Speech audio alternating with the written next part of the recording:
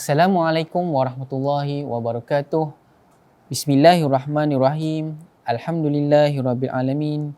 Wassalatu wassalamu ala asyrafil anbiya'i wal mursalin wa ala alihi wa sahbihi ajma'in. Qala rabbi shrah li sadri wa yassir li amri wahlul 'uqdatam min lisani yafqahu qawli. Rabbi zidni ilma warzuqni fahma.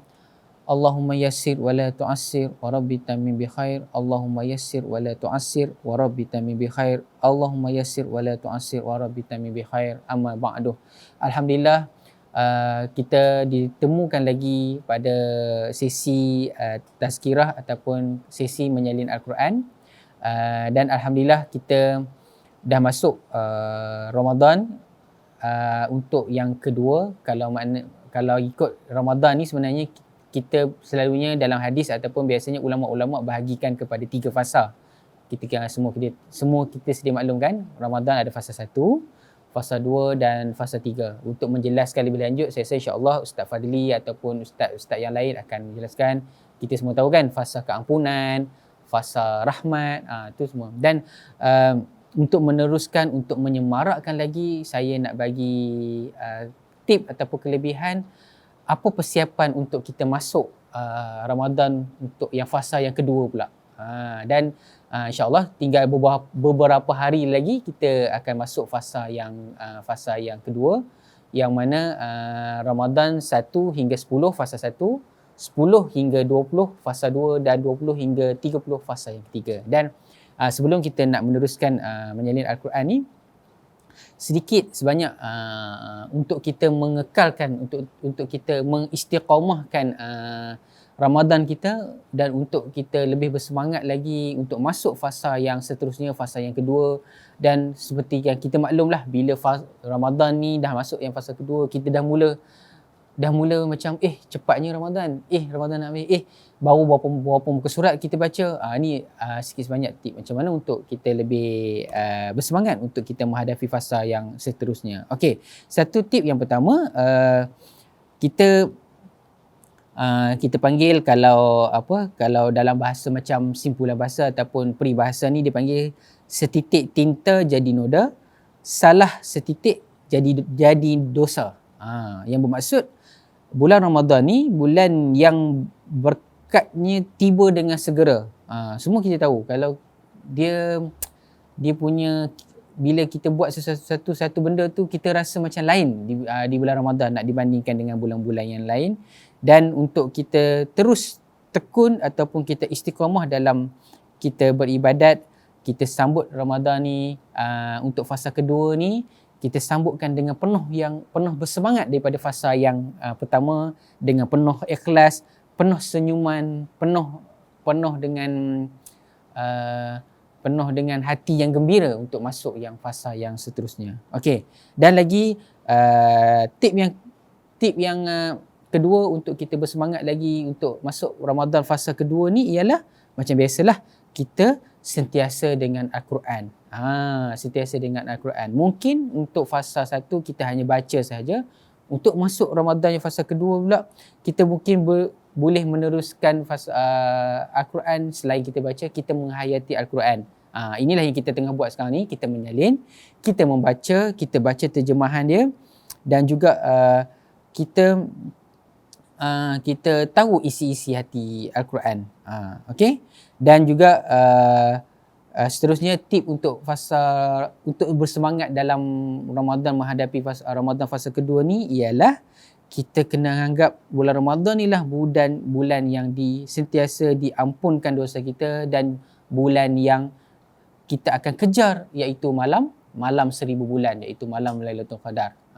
Itulah, mudah-mudahan mana tahu Ramadan untuk yang fasa kedua ni lah datangnya malam Lailatul Qadar. Walaupun banyak hadis ataupun banyak bukti-bukti yang kata Lailatul Qadar ni di akhir Ramadan, tapi mana tahu kan. Kita jadikan juga semangat Lailatul Qadar ni supaya kita tertunggu-tunggu dan kita terus beramal, dan juga untuk kita terus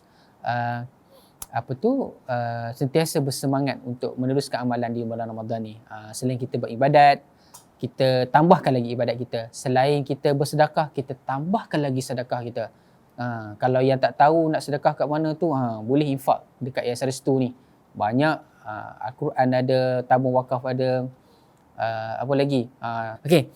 Tu, dan insya-Allah sedikit sebanyak dapat manfaat, sedikit sebanyak dapat info yang lebih bersemangat untuk kita meneruskan aktiviti kita di bulan Ramadan, bulan yang mulia ni. So itu saja mukadimah, dan insya-Allah kita akan sambung, kita akan bersemangat lagi untuk terus dalam menyalin Al-Quran ni. Kita akan tengok ayat yang seterusnya pada sesi kali ini, iaitu surah Yasin ayat yang ke-16.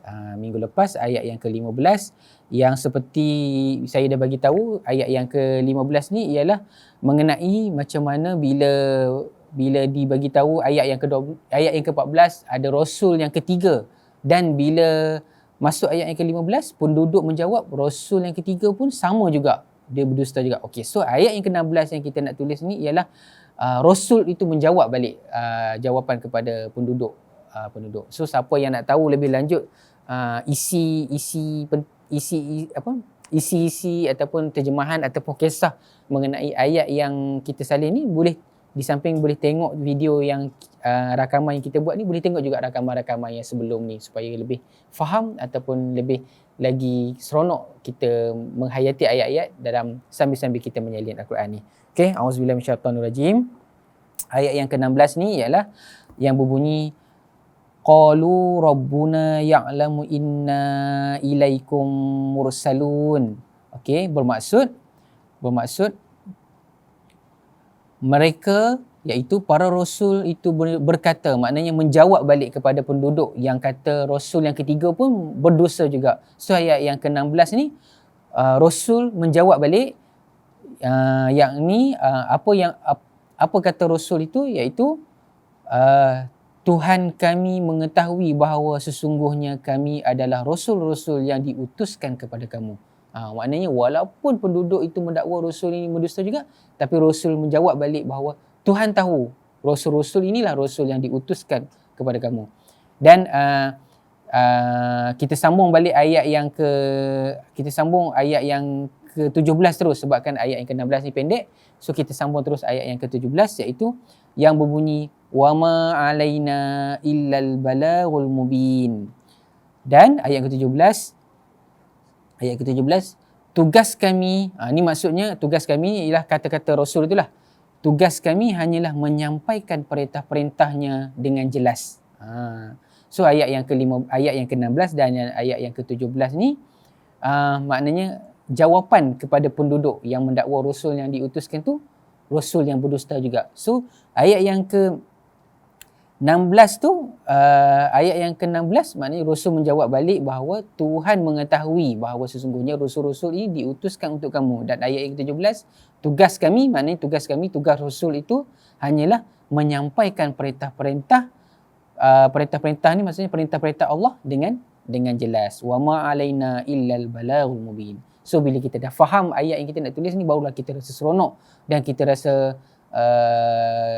rasa jatuh cinta ataupun kita rasa lebih menikmati apa yang kita tulis ni. Okey, so kita tengok ayat yang ke-16 qalu tu bermula dengan huruf qaf. Qalu tu lu tu panjang dua harakat. Maksudnya mereka berkata. Okey, dia punya bentuk dia boleh tengok bentuk perkataan qalu. Ni huruf qaf. Okey, cara buat dia pusing. Tolak ke atas. Okey, qaf. Alif. Okey. Qalu, lu, lam.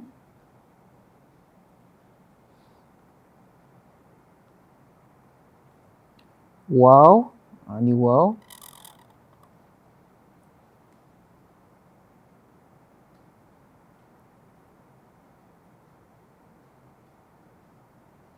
Okey.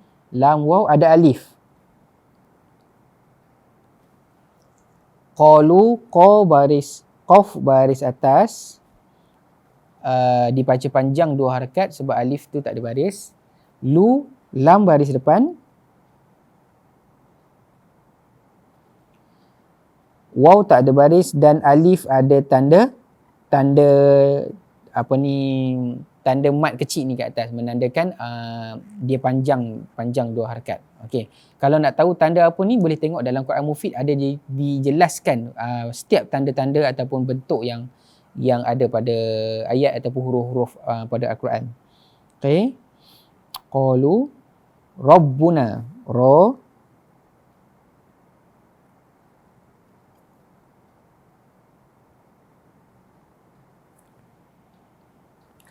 ba,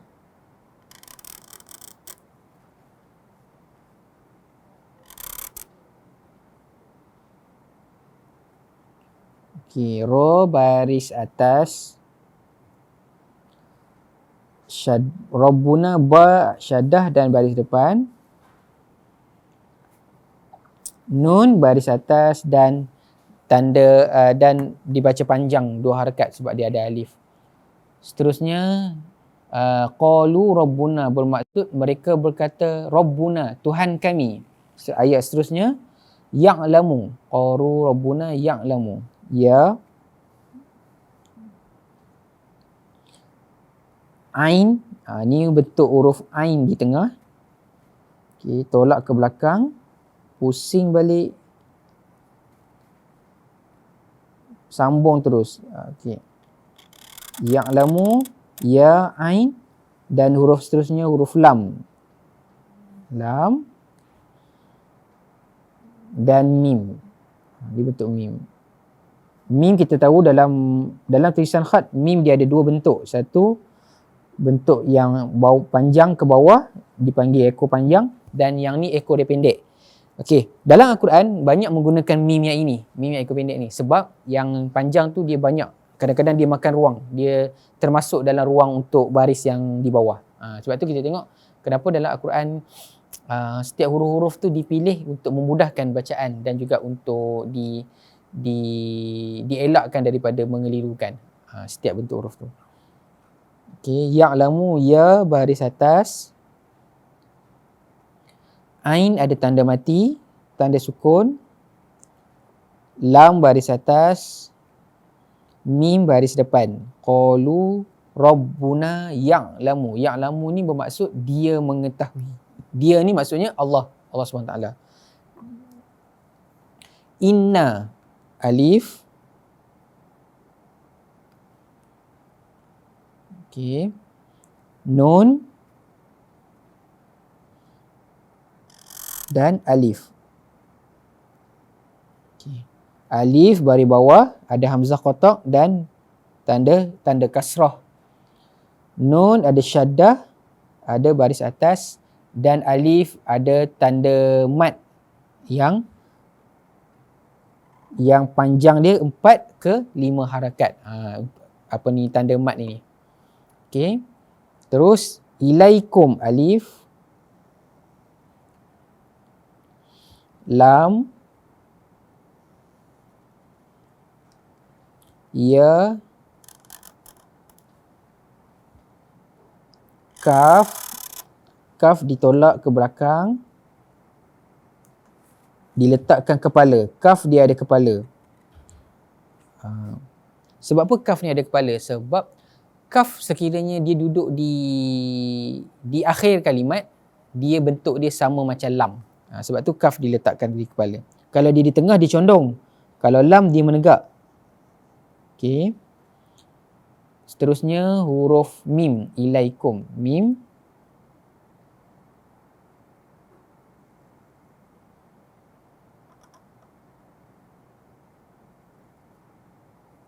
Ilaikum. Okey, alif ada tanda baris bawah, ada sukun, ada hamzah, ada baris bawah. Maknanya alif dia berbunyi ilaikum, iaitu ada hamzah kotak. Lam baris atas, ilaikum, ya ada tanda baris mati, sukun, Kaf baris depan domah, dan mim ada tanda baris mati. Ilaikum. Okey, terusnya lamur salun. Ilaikum ni bermaksud kepada kamu. Lamur salun, yang lamur salun ni benar-benar orang yang diutuskan. Lam, mim. Ni bentuk mim di tengah. Ra.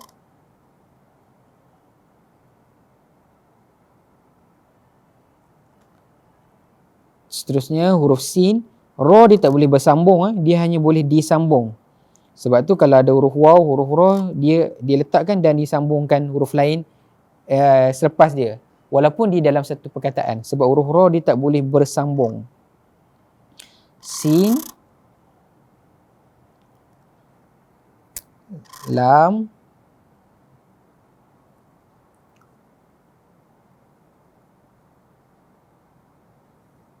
waw,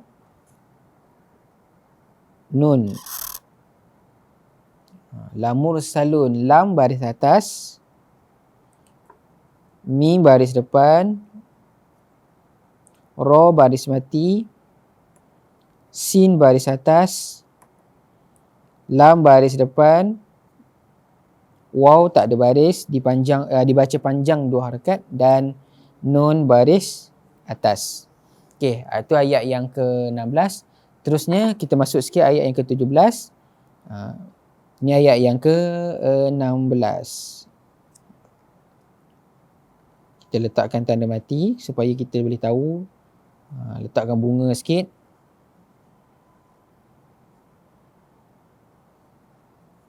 Okey. Ayat yang ke-17, wama alaina illal balaghul mubin. Wama, waw. Waw.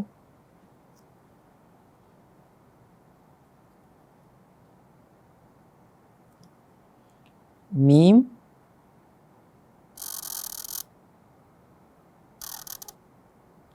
Alif. Okey. Waw baris atas, mim baris atas, dan alif tak ada baris, dibaca panjang 2 harakat. Okey. Alaina. Ni cara nak buat huruf ain.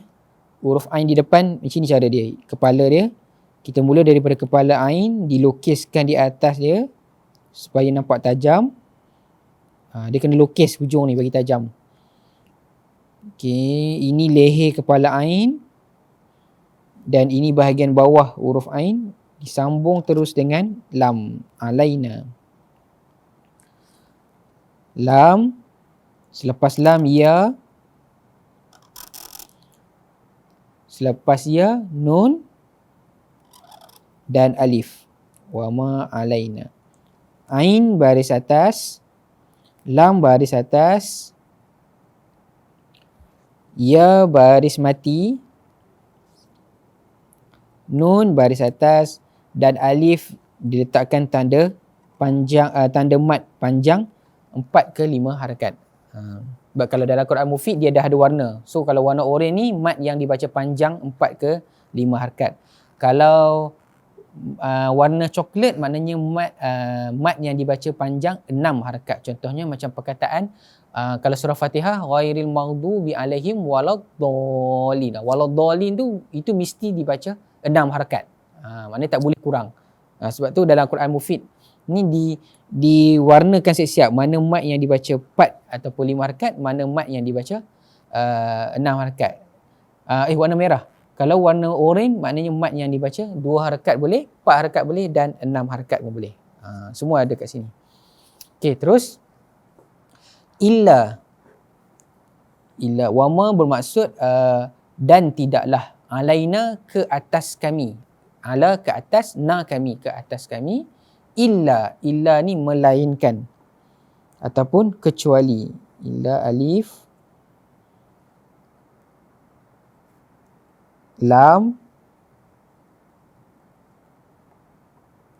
alif. Alif, lam, alif.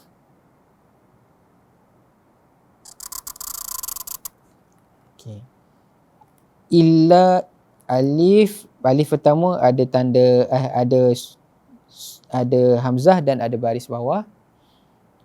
Lam ada syaddah dan ada baris atas. Illa. Okey, alif tak ada baris. Terus illal balaghu. Melainkan al-balaghu menyampaikan perintah-perintahnya. Balaghu menyampaikan. Okay. Alif, lam, ba, lam dan huruf ghain. Balaghu huruf ghain.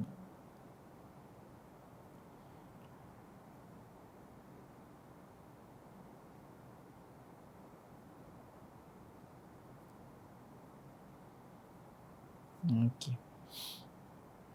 Baris dia alif ada tanda wasal, lam baris mati sukun, ba baris atas, lam baris atas dan ada tanda mad dibaca 2 harakat selepas lam. Ghin baris depan. So bunyi dia al-balaghu. Okey, perkataan terakhir al-mubin. Maksudnya mubin ni bermaksudnya yang jelas. So menyampaikan perintah-perintah yang jelas, al-mubin. Okey, alif, lam, mim boleh juga dibuat bentuk macam ni.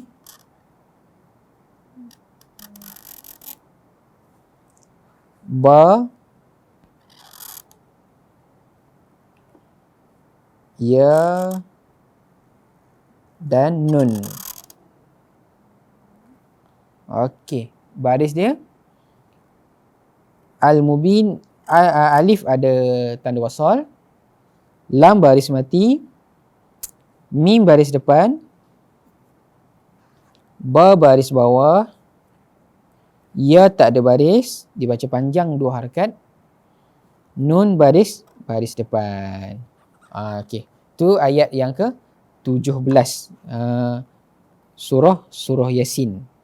So kita masih lagi dalam tajuk yang sama 17 tu, sebab dia kalau ikutkan dalam Quran Mufid ni ayat yang ke-13 sampai ayat yang ke-27 dia masih dia dalam satu tajuk. So kalau kita nak baca dalam solat ke apa ke, elok kita baca ikut tajuk-tajuk cerita di dalam Al-Quran ni. Contohnya kalau kita nak baca dalam solat, mungkin kita boleh baca satu tajuk ayat yang ke-13 sampai ayat yang ke-27 satu tajuk.